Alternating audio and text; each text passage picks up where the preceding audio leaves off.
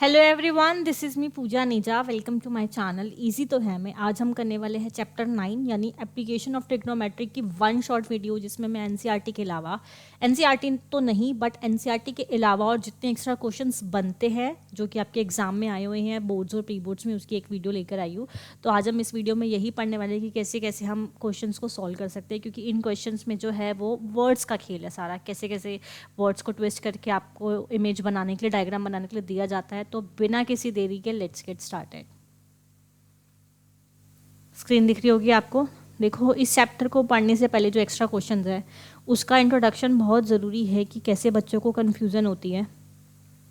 आपको पता है ना कि ये जो चैप्टर है सिर्फ राइट एंगल ट्रायंगल पे बेस्ड है, सिर्फ राइट एंगल ट्रायंगल पे, ठीक है।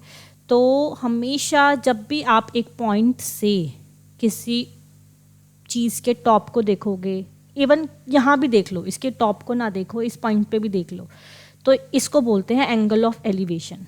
जब आप नीचे से ऊपर की ओर देखते हो कोई भी चीज़, जो एंगल बनता है वो एंगल ऑफ एलिवेशन होता है। मान लो आप ये खड़े हो और आप आँखों से किसी एंगल को देख रहे हो, तो आपकी आँखों से वो एंगल ऑफ एलिवेशन बनेगा, विच इज़ दिस, ठीक है। इसे तो बोलते हैं एंगल ऑफ एलिवेशन। लेकिन आप किसी टॉप पे खड़े हो और किसी चीज़ के टॉप को दूसरी चीज़ के या उसी चीज़ के बॉटम को देख रहे हो, क्योंकि आपको सर झुकाना पड़ रहा है उसको देखने के लिए, तो वहाँ पे बनता है angle of depression. Angle of depression जो यही है, जो एंगल ये बनेगा वो ये बनेगा, और जो ये बनेगा ऑटोमेटिकली वो आपका एंगल ये बनेगा।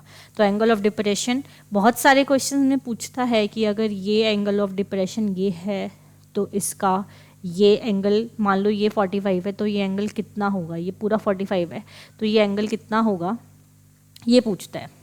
ये ऐसे बनेगा और यहाँ पे एक एंगल बनेगा, तो ये पूछता है कि ये 30, ये पूरा 45 है तो ये कितना होगा, और इसका रीज़न बताओ। ये भी 45 होगा क्योंकि डिप्रेशन एंगल जो है वो ऑल्टरनेटिव इंटीरियर की प्रॉपर्टी के हिसाब से इक्वल होते हैं, तो ये ऐसे 45 ऐसे इक्वल आ जाएगा, ठीक है। अब आती है कन्फ्यूज़न बच्चों को उन टॉपिक में जिसमें उनको ये नहीं समझ आता कि वो किस पे खड़े हैं, बिल्डिंग पे, टावर पे, कहाँ से ऊपर देख रहे हैं, कहाँ से नीचे देख रहे हैं, समझ नहीं आ रहा कब एंगल ये हो गया और क्या पता एंगल ये हो। तो ये सिर्फ वर्ड्स का खेल है, और ये आपको एंगल के थ्रू भी पता चलेगा कि आपको कहाँ पे खड़े होके कौन सा एंगल ऑफ एलिवेशन बनाना है, ठीक है। और एक चीज़ और कि जब आप किन्हीं दो पॉइंट से एंगल देख रहे हो, लाइक पहले आपने एंगल यहाँ से देखा इस पॉइंट से, ठीक है, ये इस पॉइंट से एंगल देखा और इस पॉइंट से एंगल देखा, तो बच्चे इसमें भी कंफ्यूज होते हैं पहला कौन सा आएगा और दूसरा कौन सा आएगा। देखिए, आप जिस चीज़ से जितना दूर है एंगल उतना ही छोटा होगा, और आप जिस चीज़ के इस पॉइंट के जितने पास जाते रहेंगे एंगल उतना ही बढ़ता चला जाएगा। तो कंफ्यूज मत होइए, पहले 60 आएगा फिर 45 आएगा, जो भी एंगल उन्होंने दिया होगा। यहाँ पे खड़े हो तो आपको गर्दन कम ऊंची करनी पड़े क्योंकि दूर से आप उस चीज़ को इजीली देखते हो, लेकिन यहाँ पे खड़े हो और आगे चले तो आपको अपनी गर्दन और ऊपर उठानी पड़ेगी, तो ऊपर उठाओगे तो एंगल ऑफ एलिवेशन बढ़ेगा तो एंगल भी बढ़ेगा। ऐसे अगर मैं एक एयरप्लेन की बात करूँ, अभी आप एक एयरप्लेन को यहाँ से देख रहे हो, इतनी दूर से देख रहे हो यहाँ से, तो आपको दिख रहा है, अब ये ऐसे दिख रहा है, किसी भी एंगल पे आपको कम गर्दन उठानी पड़ रही है, 30 पे दिख रहा है। अब भी एयरप्लेन जो है वो ऐसे ऐसे आता जा रहा है और आप भी अपनी गर्दन को ऐसे ऐसे उठाते जा रहे हो, एक टाइम पे वो आपके सर पे आ जाएगा, तो आपका एंगल ऑफ एलिवेशन 90 डिग्री हुआ, क्योंकि आप बिल्कुल स्ट्रेट, आपकी गर्दन जो है ऐसे बिल्कुल सीधी हो जाएगी, तो वो 90 डिग्री माना जाएगा, तो 90 डिग्री पे भी देखोगे। इसलिए कोई भी चीज़, जिस चीज़ को आप देखने के लिए जितना क्लोज जा रहे हो या वो चीज़ आपके क्लोज जा रही है, तो एंगल बढ़ता चला जाएगा, और जितना दूर से देख रहे हो उतना ही वो एंगल छोटा होगा। बाकी के डाउट्स हम क्वेश्चंस के साथ क्लियर करते हैं। तो बिना किसी देरी के हम क्वेश्चन नंबर 1 स्टार्ट करें, कैसे कैसे उनके डायग्राम बनते हैं, कैसे कैसे आपको प्रॉब्लम सॉल्व करनी है।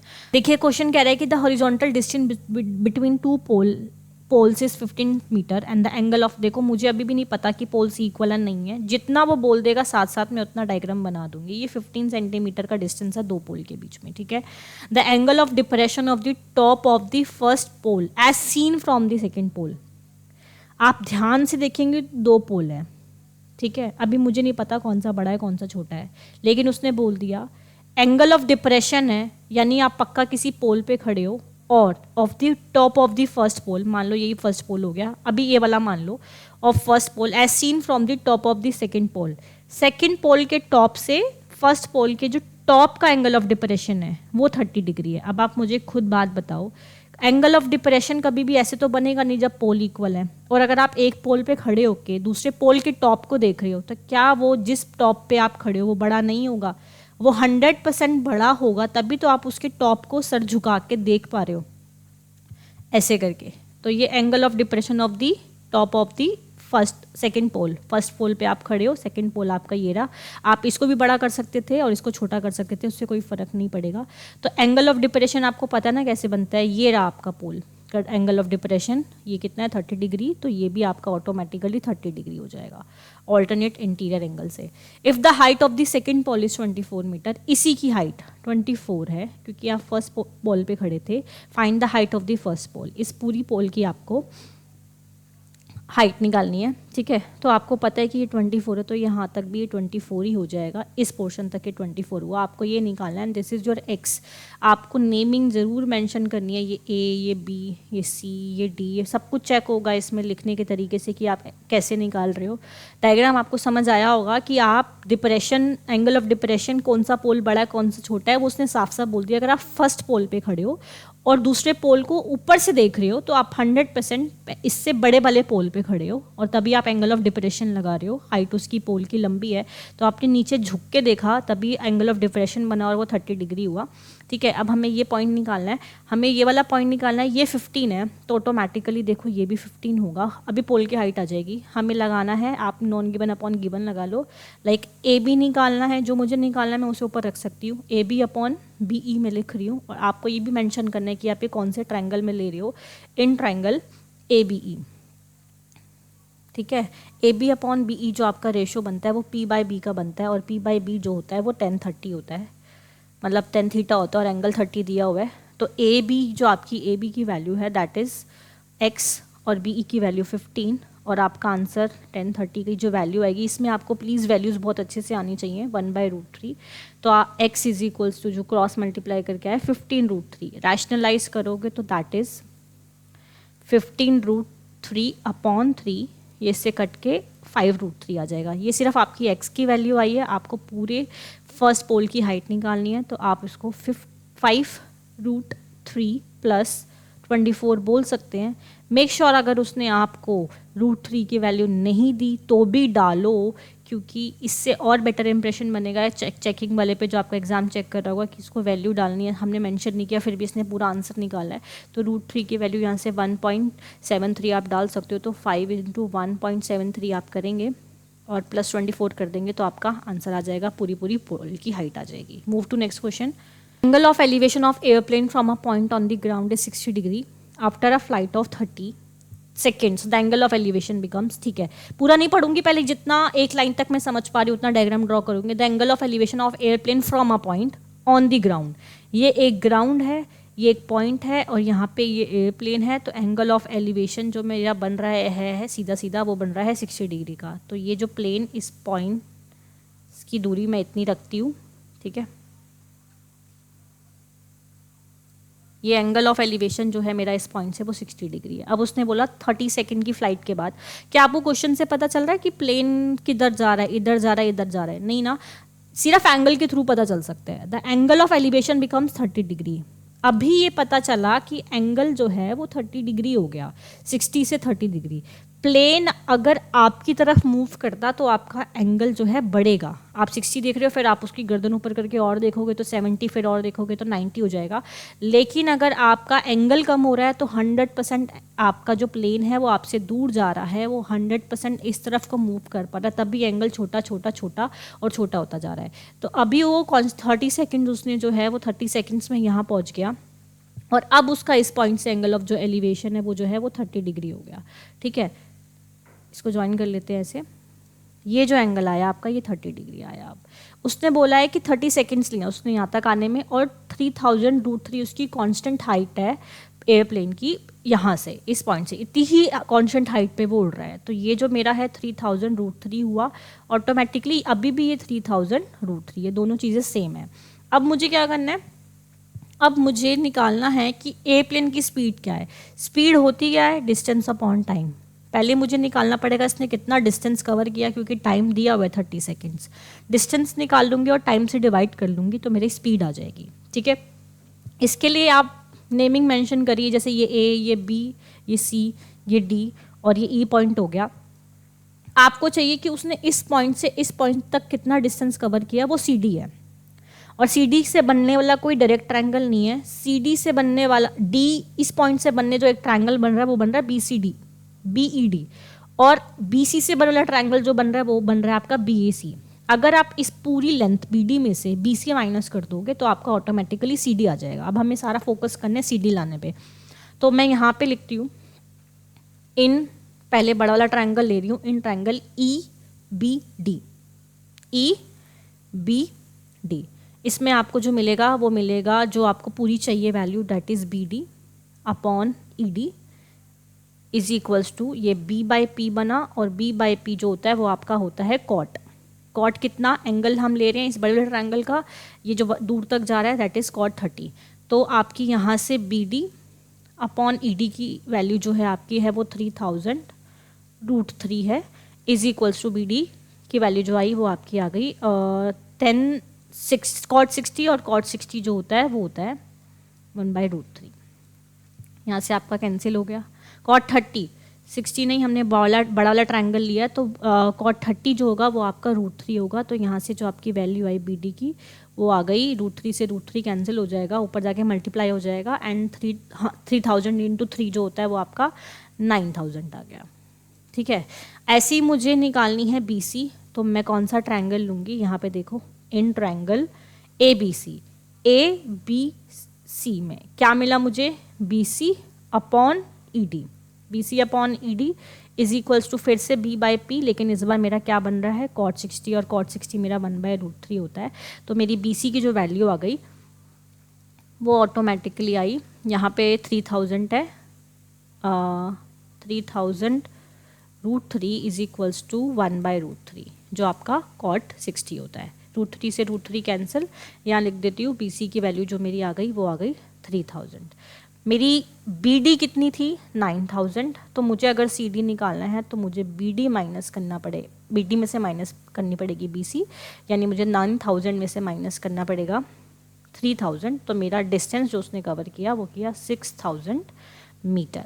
तो ये जो मेरा आ गया 6000 मीटर आ गया। बस अब मुझे स्पीड निकालनी है, तो स्पीड के लिए मैं डिस्टेंस रखूँगी जो मेरा आया 6000, और टाइम मेरा ऑटोमेटिकली सेकंड्स में है क्योंकि मीटर पर सेकंड होता है, किलोमीटर पर मिनट होता है, तो ऑटोमेटिकली टाइम मेरा 30 सेकंड्स है। तो मैं कैंसिल आउट करके जो मेरा आंसर आएगा वो मेरा आएगा 600 मीटर पर सेकंड जो है वो उसकी स्पीड है। ठीक है,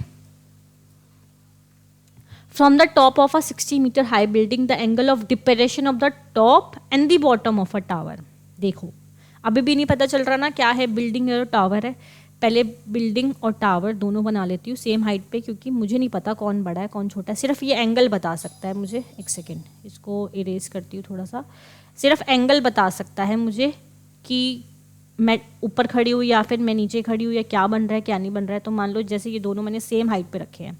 from a top of a 60 metre high building, आप एक 60 मीटर हाई बिल्डिंग पे खड़े हो और आप एंगल ऑफ डिप्रेशन देख रहे हो। पक्का आप जिस बिल्डिंग पे खड़े हो, जिस चीज़ को आप देख रहे हो उससे तो बड़ी है, तभी तो आप एंगल ऑफ डिप्रेशन देख पा रहे हो। अगर वही छोटी होती तो एंगल ऑफ डिप्रेशन नहीं, एंगल ऑफ एलिवेशन बनता। तो 60 मीटर हाई बिल्डिंग से जब आप एक एंगल ऑफ द डिप्रेशन और top of the bottom of a tower को देख रहे हो, तो उसके टॉप का और उसके बॉटम का, ये उसका टॉप है, ये जो बन रहा है ये बन रहा है, इन्होंने बोला है 45। ठीक है, तो ऑटोमेटिकली इसको ज्वाइन कर देती हूँ, ये भी 45 हुआ। और इसके बॉटम को जब आप देख रहे हो तो वो बन रहा है कितना 60 डिग्री। यहाँ से मैंने इसको ज्वाइन कर दिया, ये जो मेरा हुआ बड़ा वाला, यहाँ से ही ये 60, तो ऑटोमेटिकली ये भी 60। ठीक है, बस ये बन गया diagram. Find the height of the tower, और कुछ भी गिवन है, from a top of a 60 metre high building. ये पूरी मुझे 60 गिवन है भाई। ठीक है, तो हमें क्या निकालनी है, हाइट ऑफ द टावर हमें ये निकालना है। फटाफट से मेंशन कर लो जहाँ जब भी पॉइंट सेपरेट होते हैं, ए बी सी डी, और ये आपका पॉइंट हो गया ई। आपको क्या चाहिए, आपको ये चाहिए, ये कितनी है। तो अगर आपको ये चाहिए, आपको क्या करना है, आपको ये जो वैल्यू है, देखो इस ये जो है, ये हाइट ऑफ द बिल्डिंग दे रखी ना, हाँ अगर आपको ये वैल्यू चाहिए तो आपको इस पूरी 60 में से ये माइनस करनी पड़ेगी कि ये कितनी है। जितनी हटा दोगे जो बची हुई वैल्यू आएगी उतनी ही ईडी होगा, यानी आपकी टावर की लेंथ होगी। ठीक है, उसके लिए अगर मुझे ये चाहिए तो एक कोई ना कोई साइड की वैल्यू होनी चाहिए, तो मैं क्या करूँगी, इस पूरे बड़ा ट्राइंगल है जो मेरा ACD, ध्यान से देखना, इन ट्राइंगल ACD जो आपको दिख रहा होगा, इसकी हेल्प से, AC की हेल्प से क्या मैं CD निकाल लूँगी, और CD निकाल लूँगी तो BE भी मेरी आ जाएगी, BE आ जाएगी तो AB आ जाएगा, बस क्वेश्चन हो जाएगा। इन ट्राइंगल ACD में क्या मैं बोल सकती हूँ, जो मेरी CD है मुझे जो निकालनी है और जो मेरे पास गिवन है, ऐसा उसका रेशो रखा मैंने, B/P मैंने रेशो रखा, और B/P cot 60, और cot 60 मेरा होता है 1/√3। ठीक है, CD मुझे निकालनी है और AC की वैल्यू मेरी 60 है, तो मेरा यहाँ से जो CD की वैल्यू आ गई वो आ गई 60/√3, और रैशनलाइज करके इट विल बी 20√3। ठीक है, रैशनलाइज करोगे तो यही आएगा।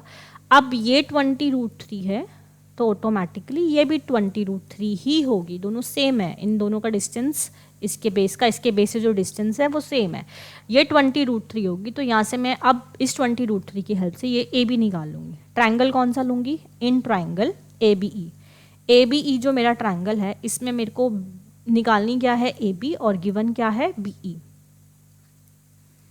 तो यहाँ से ये होगा AB जो है मेरा P, BE मेरा आपका बेस, तो P/B यानी cot 45, और cot 45 1 होता है, तो मेरी AB इज इक्वल्स टू यहाँ से BE आ जाएगी, यानी मेरी जो AB की वैल्यू है ऑटोमेटिकली BE मेरा कितना था 20√3 आ जाएगी। ये मेरी 20√3 आ गई। अब मुझे बस कुछ नहीं करना, मुझे इस टावर की हाइट बतानी है, ED की वैल्यू जो होगी मेरी ऑटोमेटिकली AC माइनस AB कर दूंगी तो ED भी आ जाएगा। AC कितनी है 60 माइनस 20√3, आप चाहो तो इसमें से 20 डालनी है वैल्यू, देखो √3 की, बस यहाँ पे 20.√3 की वैल्यू रख के जो भी आंसर आएगा उसमें से 60 माइनस कर दोगे तो आपका ऑटोमेटिकली ED आ जाएगा। The angle of depression of a top and the bottom of a 12 metre tall building, बस यहाँ तक पढ़ लो। 12 मीटर टॉल बिल्डिंग, यहाँ पे बनाएंगे इसका डायग्राम, कोई 12 मीटर टॉल बिल्डिंग है, क्या बना रहे हैं हम, एंगल ऑफ डिप्रेशन बना रहे हैं उनके टॉप का और उनके बॉटम का।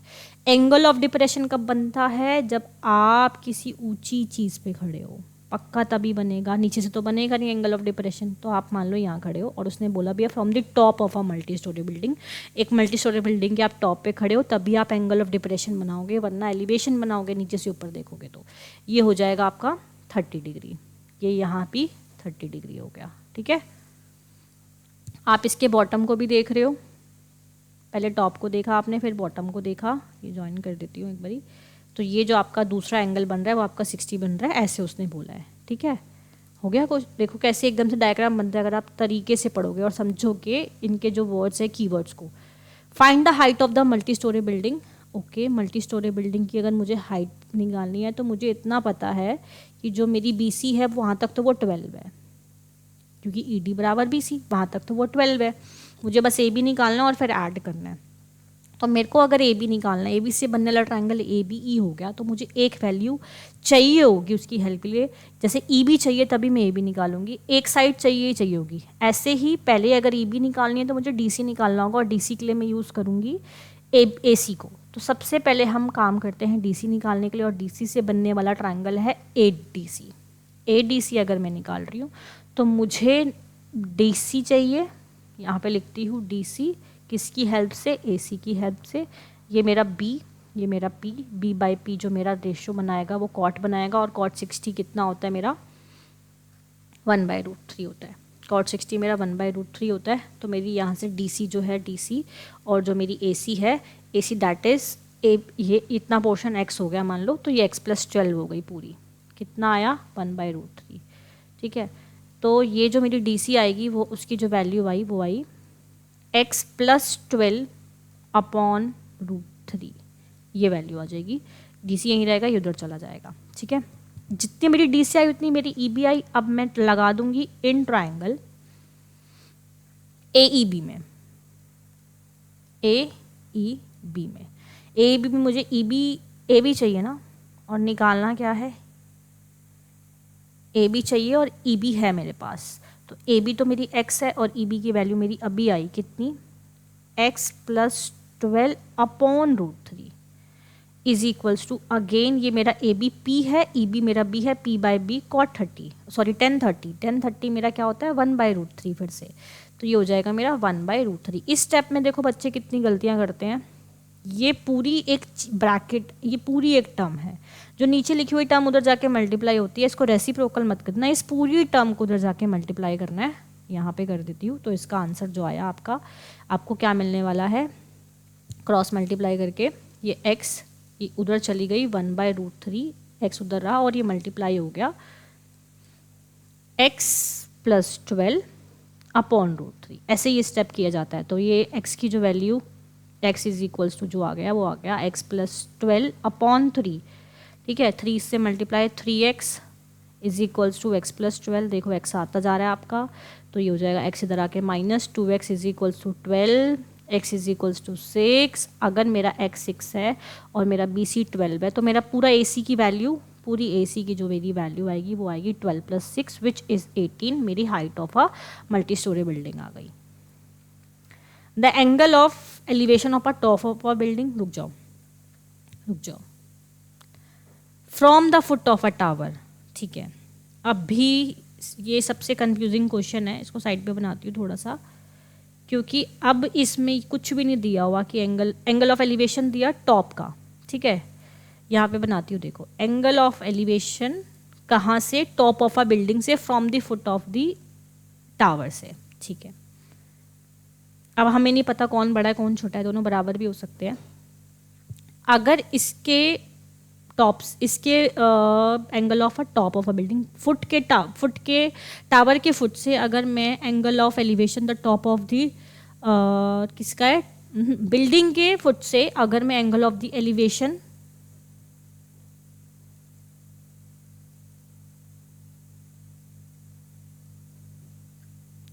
The angle of elevation of a top of a building, top of a building from a foot of a tower, ठीक है, दो चीज़ें हैं, टावर और बिल्डिंग। मुझे नहीं पता कौन कितनी लंबी है, पर मुझे इतना पता है कि एंगल से बता दूंगी। बिल्डिंग के top of a building from a foot of a tower के फुट से बिल्डिंग के टॉप का जो एंगल है वो 30 है। The angle of the elevation of the top of a tower from a foot of a building, और tower के टॉप का बिल्डिंग के फुट से उल्टा सीधा जा रहे हैं, वो 60 डिग्री है।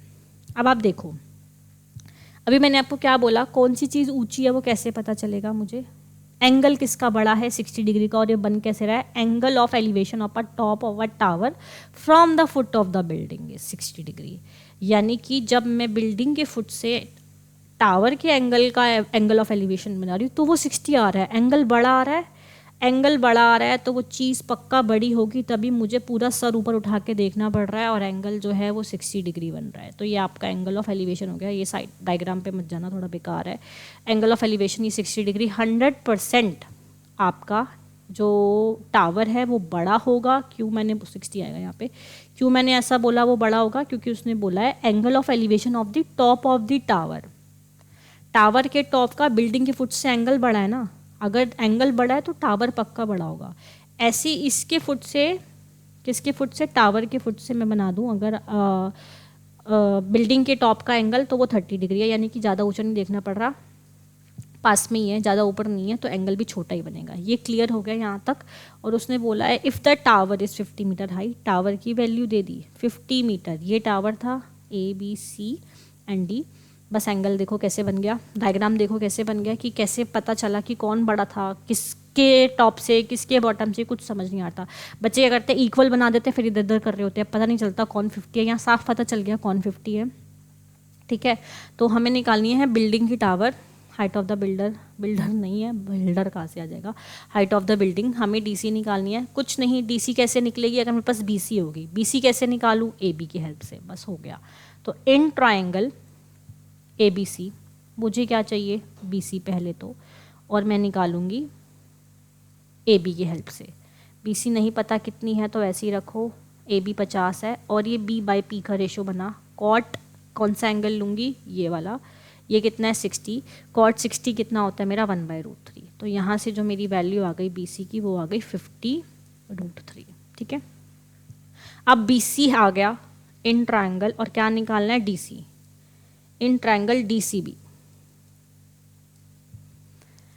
अब मेरे पास मुझे चाहिए D C with the help of B C is equals to ये पी बाई बी, और पी बाई बी जो होता है वो मेरा होता है tan 30, अगेन tan 30 मेरा 1/√3। तो यहाँ से जो डीसी की वैल्यू आएगी वो आएगी 1/√3 BC, ठीक है। और मेरी BC कितनी है, मेरी BC है 50/√3। तो DC इज यहाँ पे एक्स क्यू लिखो, DC is equals to 1/√3 into BC की वैल्यू है 50/√3, कैंसिल आउट हो जाएगी, विच इज़ 50/3, ठीक है। आप इसको डिवाइड कर लेना, पॉइंट में जो भी आंसर आएगा आप उसको अप्रॉक्स करके लिख सकते हो। From the top of a 20 metre high cliff the angle of elevation of a tower is found to be equal to the angle of depression of the foot of the tower. Okay, find the height of the tower. देखिए, एक 25 metre high Cliff पे आप खड़े हैं, उसने ऐसा बोला, आप ही खड़े होंगे हमेशा, ये क्लिफ है, 25 मीटर हाई क्लिफ पे खड़े हैं आप, और एक टावर को देख रहे हैं, ये टावर है। टावर पक्का ऊंचा है आपसे, क्योंकि एक बार आपने एंगल ऑफ एलिवेशन देखा, ठीक है। कितना बनाया नहीं पता, वो थीटा है, क्योंकि उसने बोला है एंगल ऑफ एलिवेशन और डिप्रेशन सेम है। एक बार आपने एंगल ऑफ डिप्रेशन देखा उसके बॉटम का, क्योंकि उसने बोला depression of its foot of the tower is this, थोड़ा नीचे तक बनाना था, इसको ऐसे बनेगा ये, ठीक है। वो भी थीटा इक्वल होगा, क्योंकि जितना ये उतना ये आपका थीटा आ गया, ये दोनों सेम है। अब उसने बोला find the height of the tower, ठीक है। टावर कौन है, मेरा पूरा AC है, और मुझे इतना पता है कि मेरा टावर BC तक तो 25 ही है, मुझे बस AB निकालना है।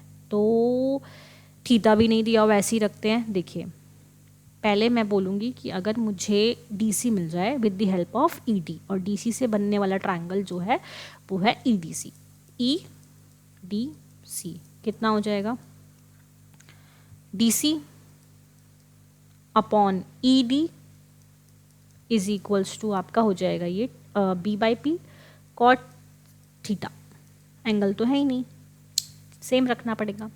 DC/ED कितना आ गया, DC एज इट इज़ रहेगा, और ED आपका 25 आ गया, इज इक्वल्स टू कॉट, थोड़ा डिफरेंट क्वेश्चन है, देखना अच्छा भी है, 30। अब मुझे निकालना है DC, मेरा जो आया वो आ गया, अभी इसमें इसको ऐसे ही रखती हूँ क्योंकि मुझे DC चाहिए, और DC जो है मेरा 25 कॉट थीटा आ गया। अब मैं रखने वाली हूँ ABE, यहाँ पे रखती हूँ इन ट्रायंगल, कौन सा ले रही हूँ मैं, ABE। मुझे चाहिए क्या, मैंने यहाँ पे किसका रेशो लगाया है, B/P, तो मुझे यहाँ पे भी B/P लगाना पड़ेगा ताकि मैं कंपेयर कर सकूँ कॉट थीटा की वैल्यू को। तो EB अपॉन AB, ये छोटे छोटे स्टेप्स आपको याद रखने हैं, ये देगा मुझे कॉट अगेन थीटा, ठीक है। यहाँ से EB की वैल्यू जो मेरी आ गई वो आ गई कुछ भी नहीं, EB ही स्टिल, और AB भी नहीं पता मुझे कितनी है, आप चाहो तो लेट कर लो XYZ, कॉट थीटा आ गया।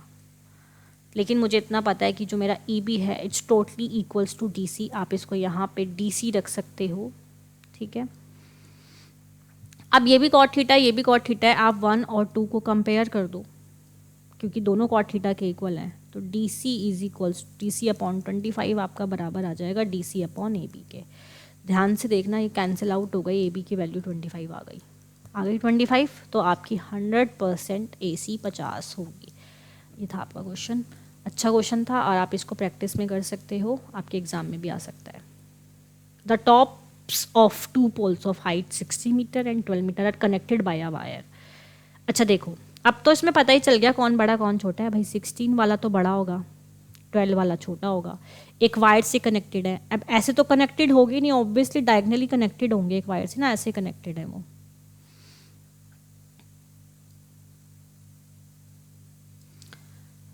By the wire makes an angle 30 degree, ठीक है,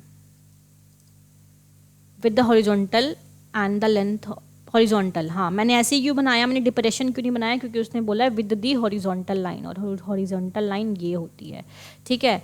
तो find the length of wire, हमें लेंथ ऑफ वायर निकालनी है, बी सी डी ई, ये मेरी पूरी जो है वो है पूरी 16, करेक्ट, और ये 12। अब आप मुझे बताओ, क्या मुझे ये नहीं पता चल गई 4, क्योंकि 16 माइनस 12 करूँगी 4 यहाँ तक की पता चल जाएगी। मुझे बस क्या निकालनी है, लेंथ ऑफ द वायर, सीधा ए ई निकालनी है। तो मैं इस बार बोल सकती हूँ मुझे ए ई निकालनी है, किसकी हेल्प से, ए बी की हेल्प से। ए ई मेरा एच है, ए बी मेरा कितना है, पी है ना। तो एच बाई पी मेरा होता है कॉसेक, कॉसेक कितना 30 डिग्री, और कॉसेक 30 कितना होता है, जितना साइन 30 होता है ना उसका उल्टा कर दो बस। तो ए ई अपॉन ए बी 4 और कॉसेक 30 मेरा 2 हो जाएगा, क्योंकि साइन 30 मेरा 1/2 होता है। ए ई मेरी कितनी आ गई, 8 आ गई। देखो कितना आसान था क्वेश्चन, ए ई 8, यानी कि ये 8 आ गई है, और इस वायर ऑफ लेंथ जो है हमारी वो 8 है। इस there are 2 poles 1 each on the either bank of a river, ठीक है, बना दो। ये रिवर है, मान लो नीचे जो रिवर जा रही है इसके पास 2 पोल है, एक ये और एक ये।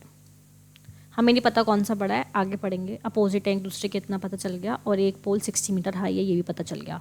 From the top of this pole, यानी कि जो 60 मीटर हाई है, द एंगल ऑफ डिप्रेशन, बस मेरे लिए बहुत है कि इसको बड़ा कर दूँ, क्योंकि डिप्रेशन कब बनेगा, जब आप एक ऊंची चीज़ पे खड़े होगे, ठीक है। यहाँ इसको मिला देती हूँ। इसके टॉप का डिप्रेशन दिया हुआ है कितना, 30 डिग्री, और इसके फुट का 60 डिग्री।